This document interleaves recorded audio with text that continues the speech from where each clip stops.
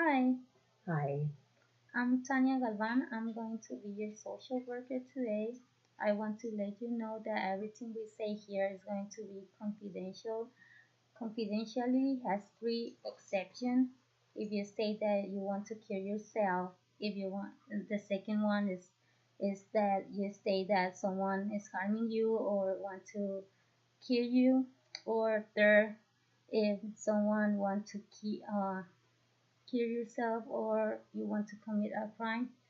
I want to let you know that confidentially is number one for me, and safety is number one for me, and I want to keep you safe. Okay. So I'm going to be your social worker today. So what brings you here today?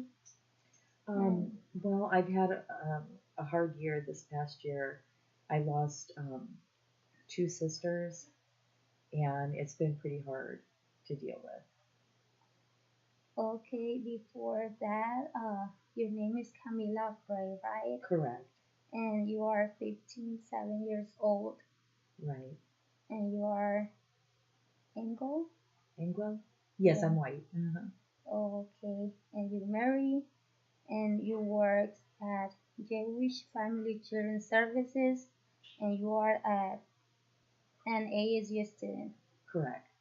Okay, so I hear that you have some issues because your two younger sisters passed away. Yes. It was pretty tragic, both of which was totally unexpected. Um, the first one, I had just started my job as case manager in May and had received a call that my middle sister, she was 2 years younger than I was driving home from work and had hit another vehicle head on and was killed instantly. Um, so I got that over the phone, and so it was quite devastating.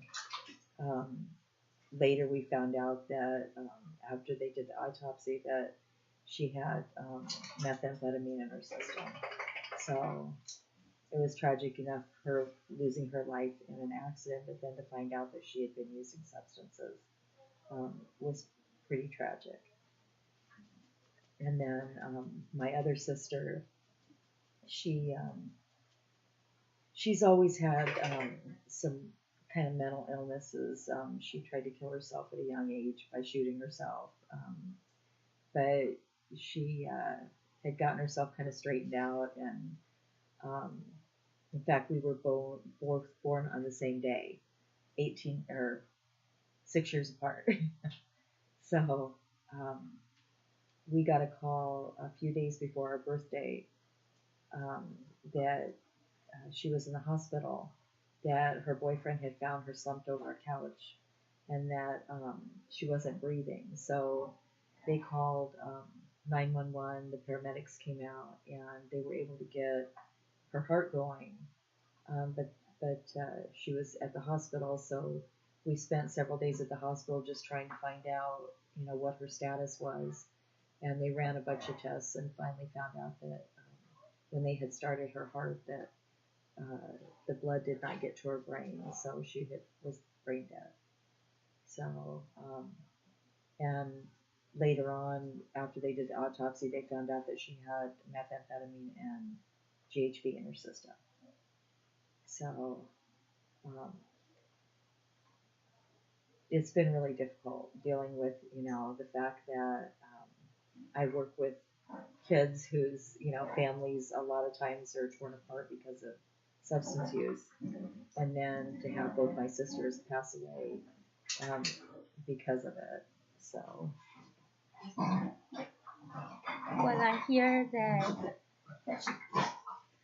But I hear that you have a difficult life because two of your sisters passed away, and and I and it's really hard that one, like the two sisters, that your two sisters passed away. mhm. So can you explain me if you try to do anything to solve this problem? Well, I mean, I think that the first part, like with both of them, when I found out what had happened, you're so busy trying to just take care of making all the arrangements and making sure that everybody knows what's happened and making all the funeral arrangements and everything that um, you really don't have time to really think about it.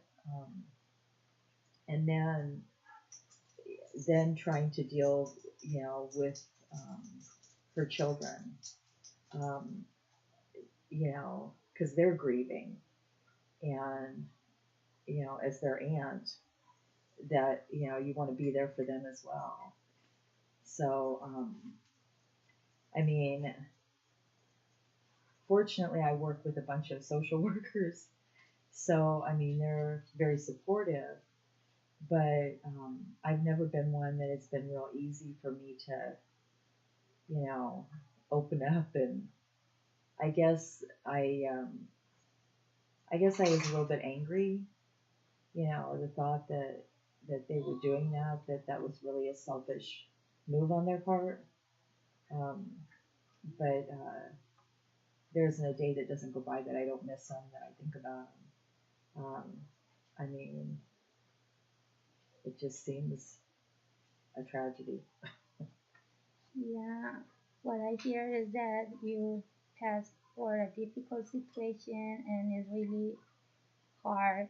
Like your two sisters passed away, and that you say like you know like it's really hard to see like your two sister was doing drugs Mm-hmm. and doing uh sometimes the drugs that you are thinking like why they were doing that. Mm-hmm.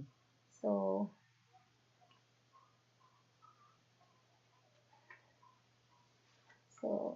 I can understand that you was really angry and that you sometimes was thinking why they were doing that. So thank you for sharing that Mm-hmm. information with me. And I want to know uh you have some strengths that you want to tell me. I think that I'm pretty resilient. I mean, even though I was going through all of that grief at the time, I still managed to stay focused.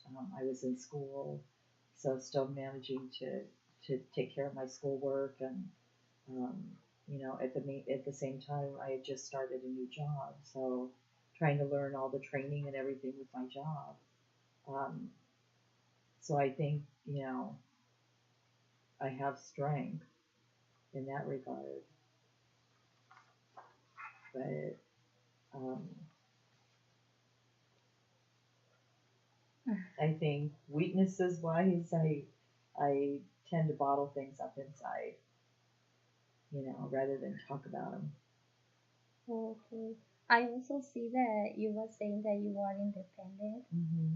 that because you are the one that pay your bills, Hmm. and even though you are married, you you pay the bills and everything. So you are an independent person. I try to be. I mean, my husband helps me out a lot. He pays the majority of the bills. Unfortunate in that regard. However, I do take. I went out and got my own loan for my truck, and I've almost got it paid off, so I've paid that myself.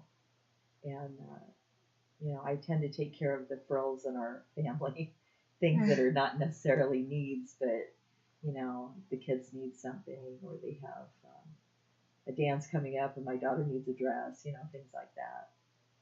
Holidays, birthdays. Yeah.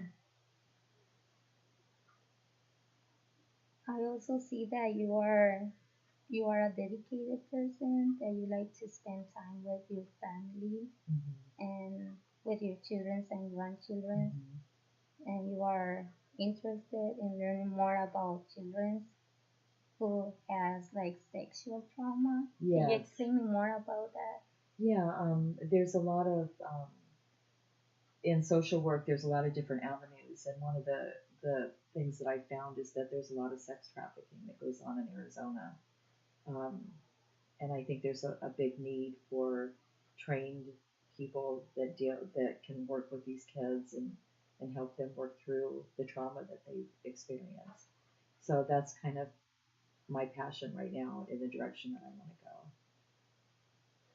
I think it's a good way on where you can like see a lot of people Mm-hmm. that having some issues, and probably most of them is going to be children Mm-hmm. that pass for difficult situation, like uh, they were abused from his parents or father or someone. So probably you're going to learn a lot when you, because you want to work with sexual trauma children. So Mm-hmm. I think you're going to learn a lot. Okay, so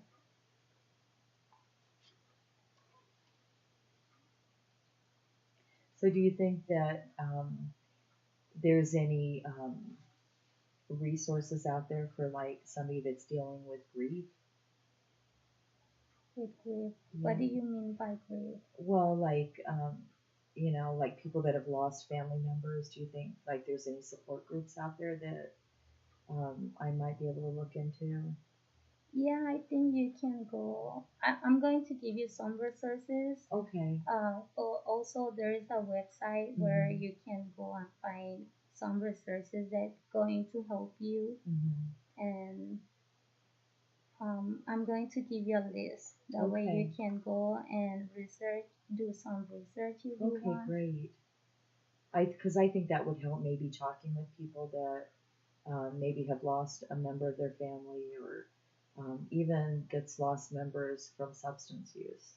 Um, I think would be helpful to kind of work through that. Yeah, I'm going to give you a list, Hmm. and I think it's going to be very useful for you.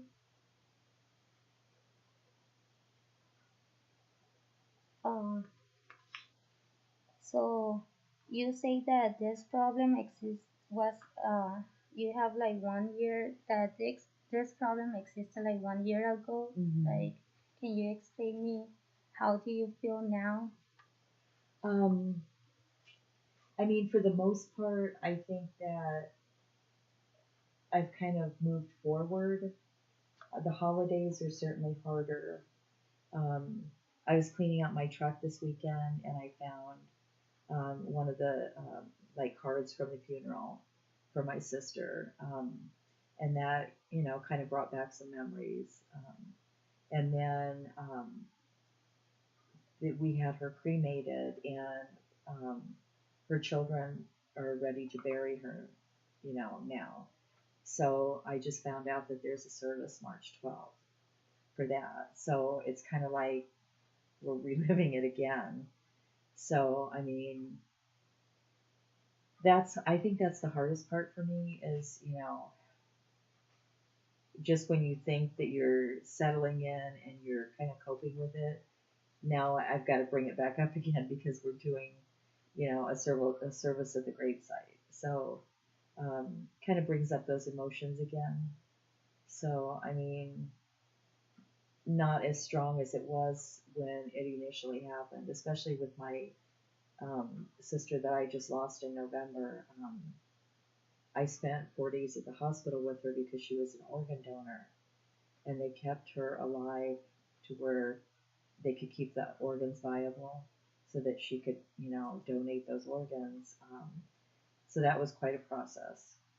And it was hard to go in there and see her, even knowing that she wasn't really there, that she had gone. Um, so that was probably the hardest thing for me. And so when you ask how I feel now, I mean, it comes and goes, I guess. Yeah, yeah, I think like sometimes if you have like memories, Uh-huh. like you can if you want to remember something, Mhm. if it's like a photo or something, Mhm.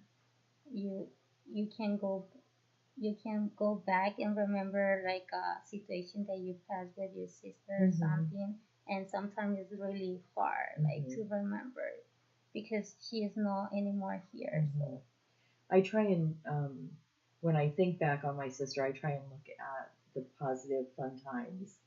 Um, like when she was a kid, we used to call her Rat Baby because she loved cheese. oh So I remember fun times like that, and I remember coming home from school and she was watching Tom and Jerry because that was her favorite cartoon. And so I have fond memories. Um, I just I miss her, but I know she's in a better place. So.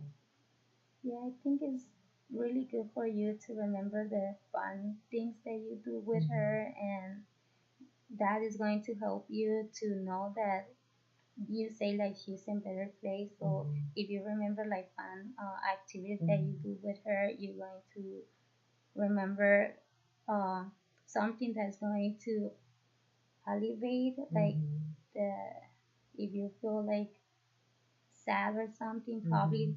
that activity that you did with her is going to help you a lot. Remembering the good times. Yeah, the Yeah. good times that you spent with her. Yeah.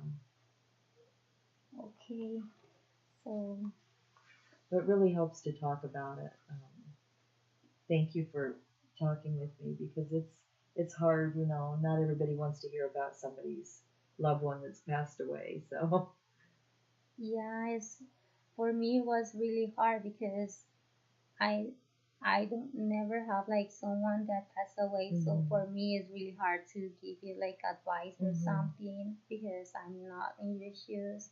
But I can understand you. I can be in your shoes, and I can I can feel that Mhm. that you feel like upset because your sister is not anymore here. Mhm. And yeah, thank you for being here and listen to me also and answering my questions. Mhm. Thank you so much for being here and take your time. Mhm. um, uh, I don't know if you want to see me next week. I would like to schedule another appointment. Okay. We have Monday to Friday from 8 p.m. to 5 p.m. Okay. I don't know. I can give you my phone number, Okay. and I can, if you want to schedule like a appointment, I'm going to give you like the times that I can see you. Okay. Great. That'd be great. And thank you so much, Thank you. and You have have a a nice day. Thank you. You too. Thank Bye you. bye.